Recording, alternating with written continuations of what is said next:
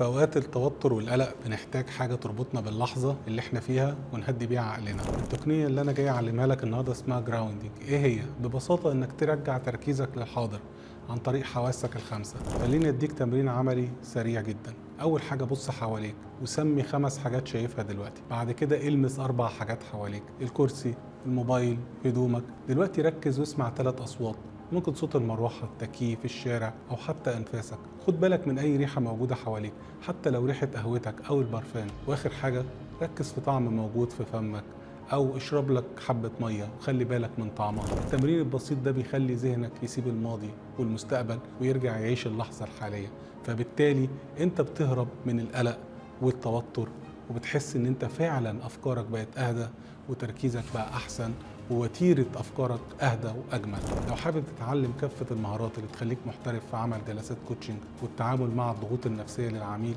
انا دكتور عمرو الحناوي، لايف كوتش من الاتحاد الدولي للكوتشنج ومدرب من الجمعية الدولية للدلالات العصبية والبورد الأمريكي، بخبرة 17 سنة في مجال التدريب والكوتشنج. بدعوك تنضم معانا لدبلوم إعداد لايف كوتش محترف وكمان مدرب ومتخصص في إدارة الضغوط النفسية. سيب كومنت أو اتصل على الأرقام الموجودة، اعرف التفاصيل وسجل في الراوند الجديد.